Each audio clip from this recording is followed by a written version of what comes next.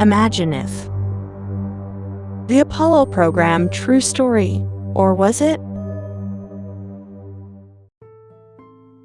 Was the Apollo mission a hoax? If the question is, how do you hide a lie? The answer is, with another lie. The Ptaah extraterrestrials who have been in contact with Billy Meier for several decades give us details about the Apollo program.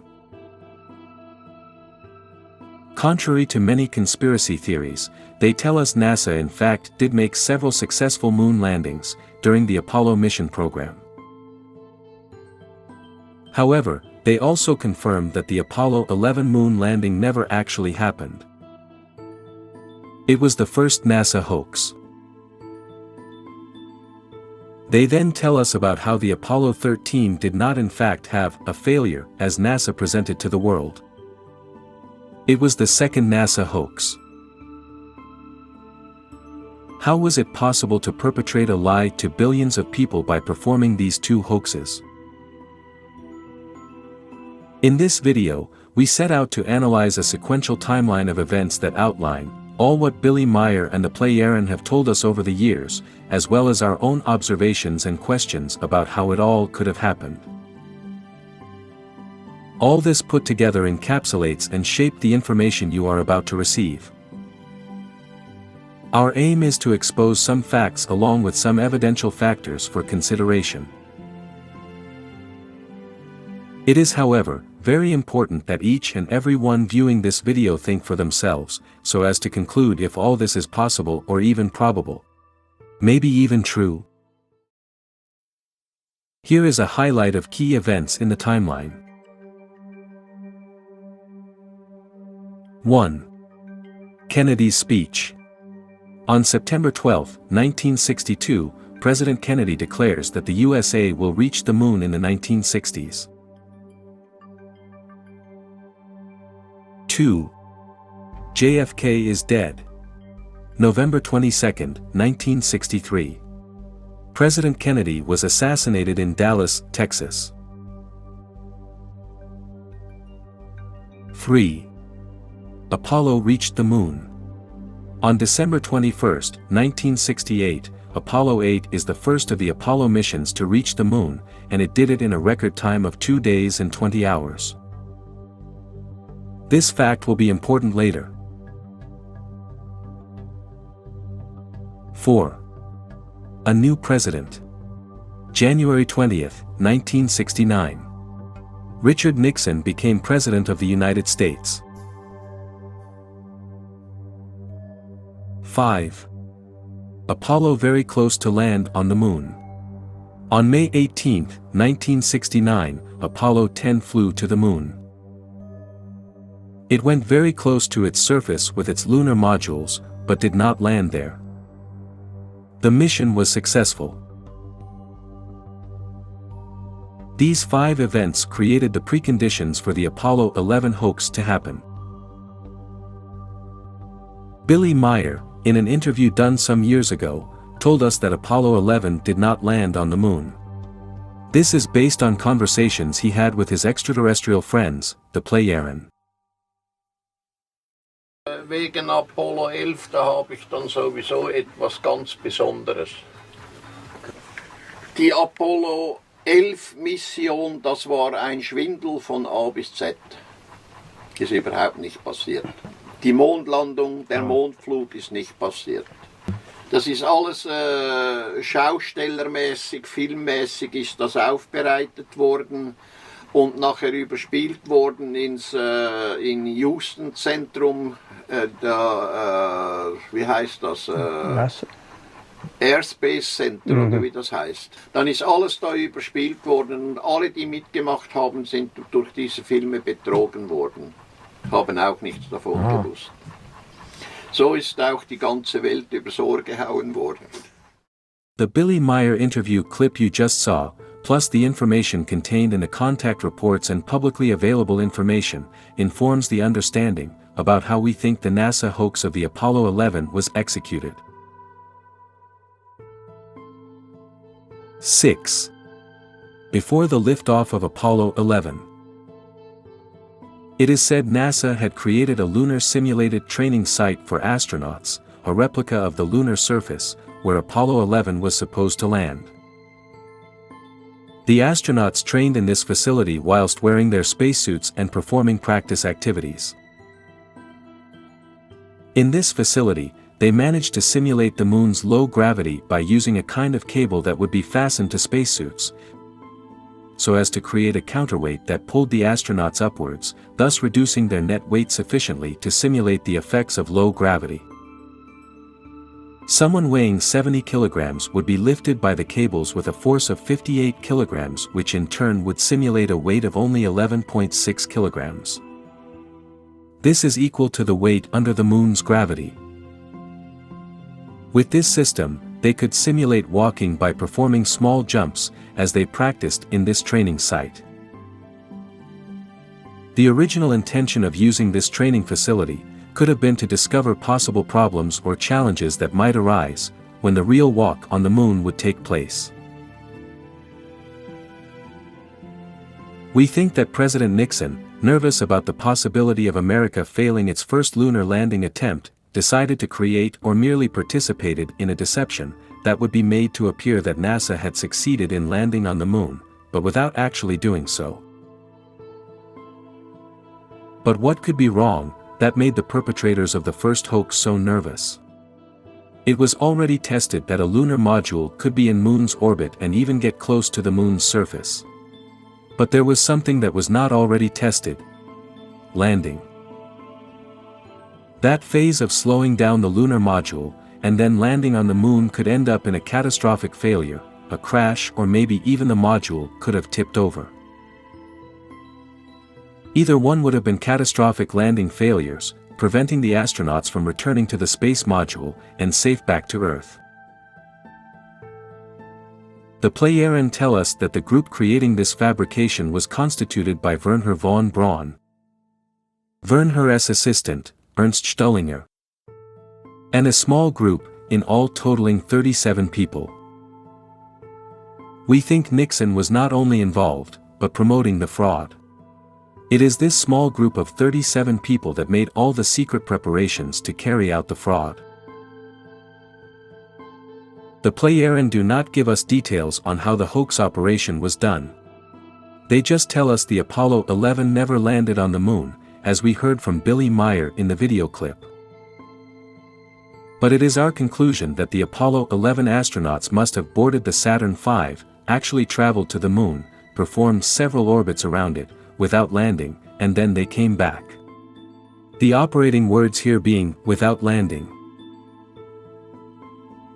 You see, NASA wanted certainty, a guaranteed moon landing, but they had never done it before, and there were two major risks that could deliver an unacceptable failure.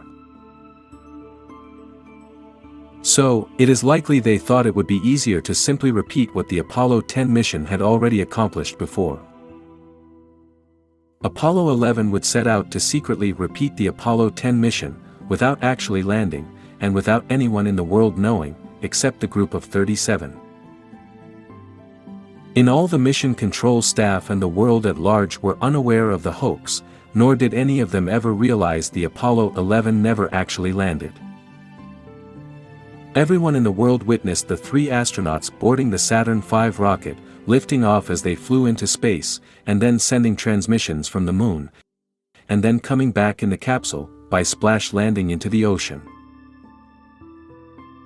This was a global event.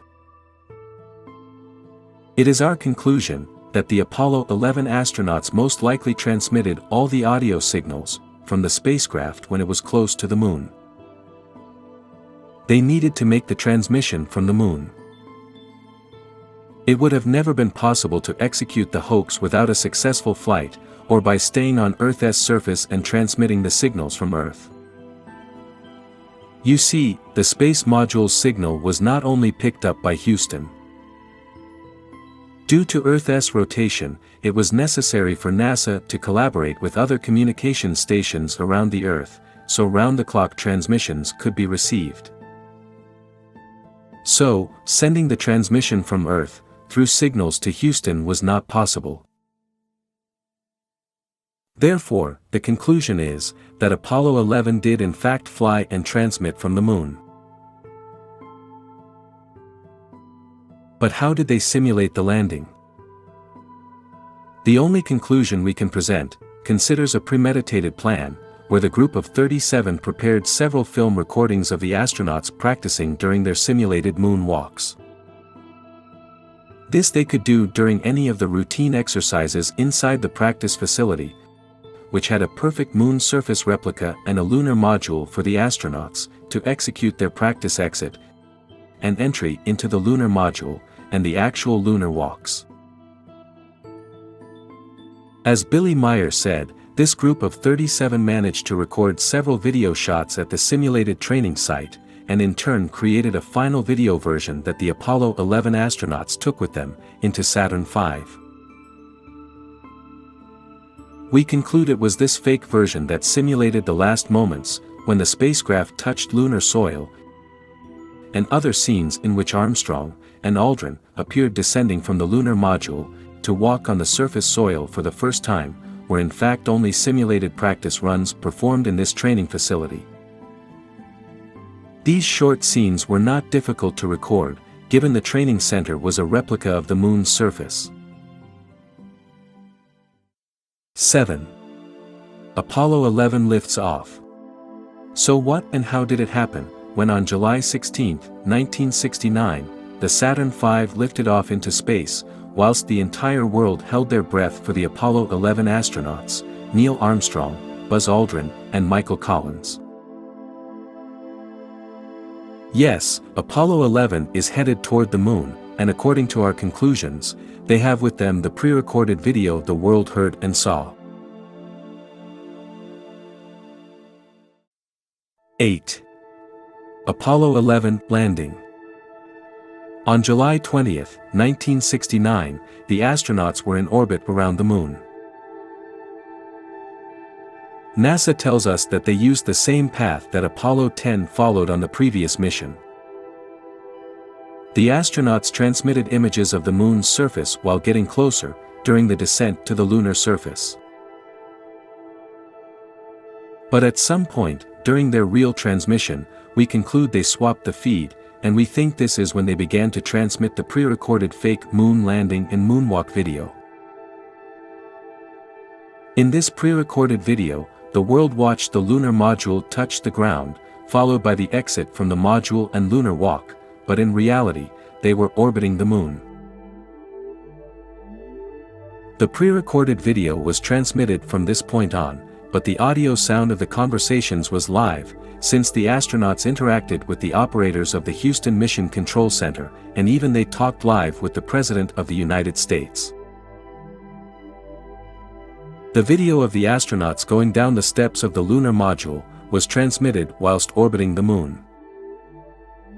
We saw Armstrong descending first. However, they were inside the spacecraft orbiting above the moon, not on the moon's surface. The famous phrase, "One small step for man, one giant leap for mankind," was most likely declared by Armstrong from inside the spacecraft in lunar orbit, or maybe this was also pre-recorded. He was not actually standing on the lunar surface as the fake recording showed. On Earth, many people were very excited about this great event, not suspecting that it was not really happening. It was not easy to realize this deception, since the transmission came from the moon. And as we said, it was picked up by many telecom stations around the globe. Other pre-recorded scenes were transmitted during the remaining 21 hours and 36 minutes, supposedly from the lunar surface. Ultimately, the spacecraft Apollo 11, which never landed, and was making orbits around the moon, set out to return to Earth, and the astronauts were greeted as heroes. After a quarantine period, they went on a world tour, and gave as a gift, fragments of the lunar rocks they collected. It is interesting to know that one of these fragments, which is currently in the Dutch National Rijksmuseum, a museum that was exhibiting this rock, was found to be a petrified tree rock. This is an Earth rock, not from the Moon. After this, the Apollo 11 astronauts were subjected to quarantine for 3 weeks. We don't know what really happened during this time. Maybe you can extract a clue from what Billy Meier says here. Und von all denen, die mitgemacht haben bei diesem Betrug, die sind alle durch Hypnose sind die dazu gemacht worden und haben dann falsche Erinnerungen, posthypnotische Erinnerungen und so weiter und so fort. Und die haben dann selbst daran geglaubt, dass sie das wirklich erlebt hätten. Die angeblich auf dem Mond gewesen sind. But it's all und die because of the tragen ein hypnosis and the Leben drugs. lang tragen die falsche Erinnerungen in sich. Perhaps during the quarantine period, the 3 astronauts were subjected to drug-induced hypnosis, managing to implant false memories. The astronauts' drug-induced hypnosis would cause them to remember that they were walking on the lunar surface, even though they had only done so at the training site. 9. First man on the Moon. It was November 19, 1969. This was a historic day. It was the Apollo 12 moon landing. The Pleiadians do not declare this as the first moon landing, but we conclude it was, because they say Apollo 12 landed on the moon. It is the first time that a spacecraft from Earth, manned by astronauts, landed on the moon. They touched down not far from the site of the Surveyor 3 probe that had arrived a few years earlier. Conrad was the first astronaut that actually walked on the moon. As he stepped down and took the first steps, he said, "Whoopee, man. That may have been a small one for Neil, but that's a long one for me." We can certainly congratulate Conrad and NASA for this achievement. After this, it was more certain that landing on the moon was achievable. It is then, when the second Apollo program hoax happened. Der zweite Betrug fand dann 1970 statt. Und zwar, soll ich das jetzt wirklich sagen, da sind sie mit der Apollo 13 sind sie 6 Tage unterwegs gewesen.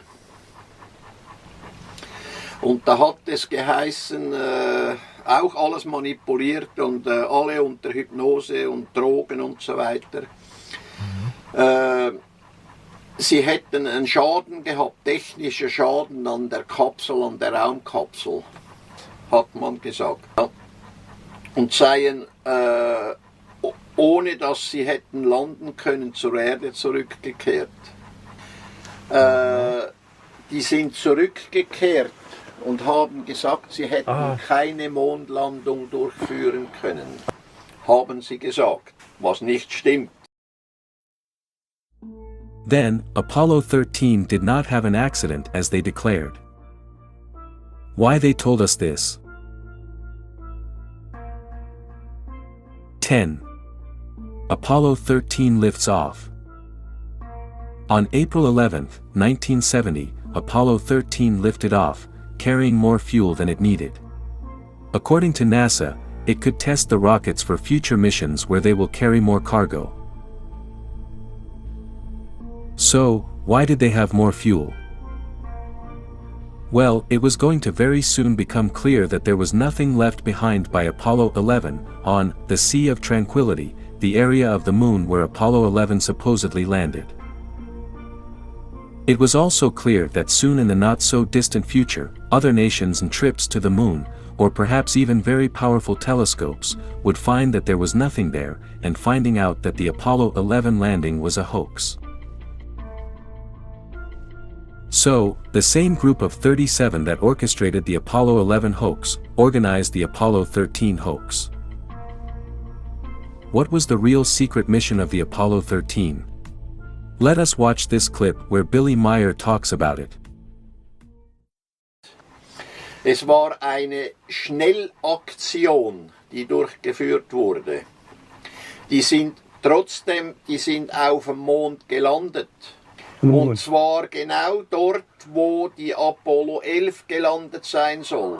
Um die Sachen dort niederzulegen, die angeblich liegen geblieben sind und um Fußspuren zu machen. Und zwar in Voraussicht, dass im neuen Jahrtausend, also in dem wir jetzt leben,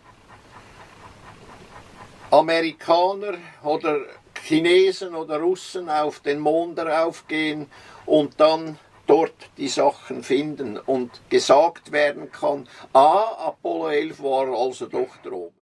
We conclude the real mission of Apollo 13 was to transport all the instruments carried on Apollo 11 and plant them on the surface of the moon, where Apollo 11 would have landed, the Sea of Tranquility.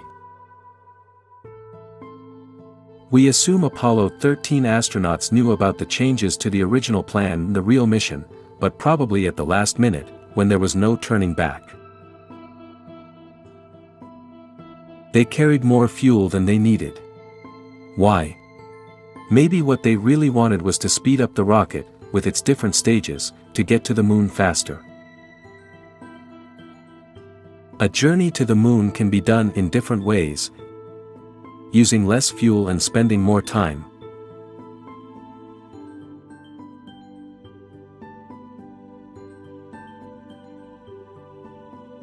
Or using more fuel and arriving faster. So far the record for reaching the moon fastest is held by Apollo 8, in only 2 days and 20 hours. Apollo 13 could arrive in the same time, or even sooner. It was a curious coincidence that Apollo 13 was commanded by James Lovell Jr., who also piloted the Apollo 8 command module. It was also curious that one of the astronauts on this mission was replaced by another one, because it was suspected that he might be ill. But in fact, he was never really sick. Or that the original mission was planned for March 12, but was moved to April, to allow more time for planning, according to NASA. It is believed that Apollo 13 was meant to fly slowly to the moon, by inertia, not forcing the engines. But we see the needed extra fuel was really used to increase speed needed to ensure they would land by the Sea of Tranquility sooner. We deduce their need to get there in a short time, by April 13th, was due to when the phase of the moon would be the same as it was on July 20th, 1969, during Apollo 11 arrival. Let's compare in this figure the landing sites of Apollo 11 and Apollo 13. A quick mission of Apollo 13 would allow for it to arrive by April 13th. We notice the moon phase is the same on July 20th, 1969 and April 13th, 1970. This would suggest the elevation of the Sun above the horizon on the Sea of Tranquility was very similar to what it was when Apollo 11 should have landed. In this way, any photo or video taken of this region during the Apollo 13 mission would look real, as if it had been taken during the Apollo 11 mission, which would not have been possible if the Sun was higher or lower. Should the casting of shadows have been too short or too long on the lunar surface, the hoax would have been revealed. The different vertical position of the Sea of Tranquility in the figure is due to a phenomenon called lunar libration. 11. Houston, we have a problem. On April 13, 1970, 2 days and 8 hours after liftoff, Apollo 13 reported a problem. We think nothing actually happened. Perhaps it was already very close to land or it was already on the moon's surface. They descended into the Sea of Tranquility, and landed on the moon at the Apollo 11 site. There was not much time to lose. As Billy Meier told us, it was a quick mission conducted by Apollo 13. The astronauts quickly installed the same equipment and instruments that Apollo 11 carried before. They walked around leaving footprints. They took several photos and videos. These images, photos, and videos are later released by NASA as if they were from Apollo 11, when they were in fact taken by the Apollo 13 crew. It appears that the famous video showing Armstrong and Aldrin descending and walking on the lunar surface, which was transmitted globally on July 20, 1969, was clearly a fake, filmed in a recording studio. We can see how the moon's horizon is tilted about 13 degrees, and appears to be curved. The explanation given by NASA was that the outer camera of the lunar module was tilted. But, this could not be true because the astronauts are clearly seen walking vertically in the video. If the position of the camera's horizon was tilted, so too would have been the astronaut's standing position been tilted. Other photos and videos, we also deduce, were taken by Apollo 13, whilst at the Sea of Tranquility, where the horizon is seen to be flat, and not with a slope. Perhaps when they recorded the video at the training center, the one that the Apollo 11 astronauts transmitted, pretending it was really happening, was made by simulating a sloped, not a flat terrain. This video showing the moment when they plant the US flag seems real. It is similar to the moment and the astronauts raise the flag on the Apollo 17 mission. The flag moves in a similar way. And the astronauts' boots spread lunar dust that falls away from them. That effect is not reproducible with Earth's sand. With lower gravity, like on the Moon, the dust falls farther away than it would on Earth. The video of the flag raising on Apollo 11, that we watch today was probably taken on Apollo 13.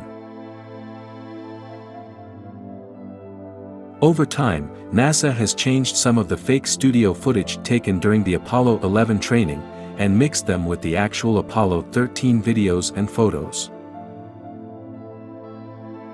And in this video, we see a horizontal terrain, somehow flat and not tilted, not the same as the video recorded in the studio. Further, we understand the astronauts were meant to use the same camera equipment for recording the latter descent, as well as the raising of the US flag. But in reality, we have two cameras that are not the same. One of them would be on the Moon's surface, during the Apollo 13 mission, and the other in the recording studio. All cameras have characteristics depending on their internal mechanisms and type of lens. When we watch the video of the setting of the flag, we can detect a few ghost images or bright objects. For example, here we see a ghostly-looking astronaut walking in the Moon. The position of the ghostly-looking image is symmetrical to the camera's central line. We also see another ghostly-looking image of the bright reflection of one of the lunar module's landing leg. But we do not see these ghost images in the clip showing Armstrong and Aldrin descending and walking around the lunar module. We can see that at some point, the astronauts are illuminated by the sun, but we do not find these ghostly-looking images in this Apollo 11 video. We conclude these are two different cameras. We think current videos, showing the activities, conducted on the Moon during Apollo 11 mission, have a mixture of images recorded in the studio, and images from Apollo 13. This deduction explains why we see a sloped terrain, and not a flat horizon. Because of lack of ghostly-looking images in the Apollo 11 NASA video, showing the astronauts descending for the alleged first moon surface landing and walk, and the sloped terrain, we deduce it could not have been recorded at the Sea of Tranquility on the moon. We do ponder why they haven't replaced the famous fake video of Armstrong and Aldrin descending from the Apollo 11 ladder with a better one from Apollo 13. We deduce a possible reason is that they don't have an equivalent good quality video recorded of that exact moment. Another possible reason could be that countless people have already observed that historic moment of the first step on the moon, and many people could have made their own recording of this event. This would have made it problematic to change the fake video, as it could have exposed the hoax. Or maybe, there is another logical explanation. We see in the NASA video, Armstrong descending on a ladder in the dark side of the landing site. That is, the ladder was located towards the west, in the shadows. Maybe Apollo 13, when landed, the ladder was on the sunny side, not in the shadows. It would be interesting for future moon missions to verify where the ladder is located in the lunar module section that remains there. If it is not on the west side, that would indicate clear evidence of fraud. The Apollo 13 astronauts, after leaving all the equipment and footprints in the Sea of Tranquility, quickly returned in their spacecraft to Earth. They simulated the entire process of recovering from the supposed damage to the spacecraft, which never occurred. As they approached Earth, and detached from the command module, to re-enter the Earth's atmosphere, we assume they might have remotely detonated a small explosive charge, which damaged the side of the service module. They took a picture of it from the capsule as evidence of the damage. Then they splashed down safely in the ocean. What most likely followed for the Apollo 13 astronauts was a similar drug-induced hypnosis that also created false memories in their minds to hide the real events.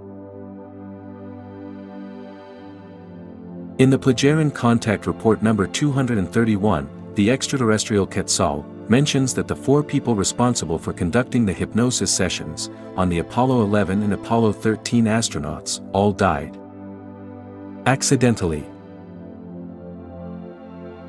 In the following clip you will find an explanation that Billy gives about the consequences for people that could be considered a threat to the preservation of the hoax.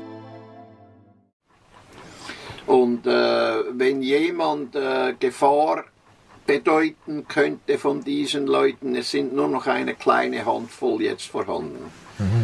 Wenn die Gefahr bedeuten könnten, dann würden sie einfach durch irgendeinen Unfall sterben. It is also interesting to find that Billy tells us that Semyatse beamed up Mr. Stullinger, von Braun assistant, to her ship. Billy was there when Semyatse interrogated him. He confessed to them the deception done in the Apollo program. We don't know if Mr. Stullinger recalled later that amazing incident of being beamed up into a Ptaah spaceship. Mr. Stullinger has already passed away. 12. Where are the tapes? In the year 2005, NASA responded to requests from NASA retirees and other interested persons, who were searching for 14 original tapes containing the videos and all the official telemetry of the Apollo 11 voyage. The official response was that they were lost and have never been found. NASA claims the tapes may have been recorded over during other Apollo missions, therefore deleting the original records. It is surprising and suspicious that NASA would lose such vital and historical information about the first ever lunar landing by Apollo 11, which was transmitted to the entire Earth. 13. Apollo landing proof. In the year 2009, the probe Lunar Reconnaissance, whilst in orbit of the Moon, took good resolution photos of several places on the surface, and among them it showed the alleged Apollo 11 landing site in the Sea of Tranquility. We see the base of the lunar module, some instruments, and footprints. These images are used to disprove any conspiracy theorists who claim that NASA's Apollo 11 never landed on the moon. We deduce this image is actually showing us the footprints, instruments, and landing module base left behind by Apollo 13. We trust the information, deductions, and conclusions presented here will be evaluated with an open mind, rationally and logically. We hope not to be seen as yet another conspiracy theory, and also hope no subsequent conspiracy theories will suddenly appear that help hide the truth of these facts. These conclusions and deductions are based on revelations made by the Pleiadian ETs, who have been contacting Billy Meier for decades. We conclude that it is a true achievement to have reached the moon, and subsequently landing the Apollo 12, 13, 14, 15, 16, and 17 spacecraft on the moon. It was indeed admirable that NASA accomplished these missions with the technology available at that time. We think that the hoax was unnecessary, that the Apollo 11 could have very well been capable of landing successfully on the moon. But perhaps, because of political desires for power, supremacy, and the possible fear of failure, fueled the interests of those keen to deceive the world and maintain their advantage. We believe that the Apollo 11 and 13 astronauts themselves were victims of this colossal deception, as well as the entire world population. It is imperative that we as a people finally and completely understand the incredibly important role that mistakes and failures play in our lives. The making of mistakes is a necessary part of an effective and natural learning process.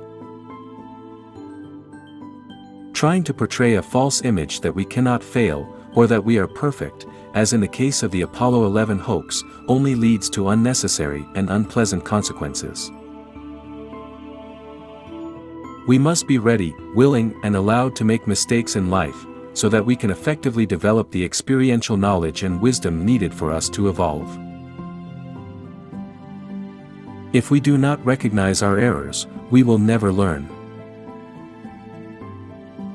Today's materialistic world of man-made laws, politics, religion, and systems actually punish mistakes and thus prevent us from learning, growing, and ultimately evolving. JFK, in his address before the American Newspaper Association, on April 27, 1961, said, "An error does not become a mistake until you refuse to correct it." The path towards our shared evolution requires the freedom to commit errors, followed by a correction of the behavior towards the better and the good.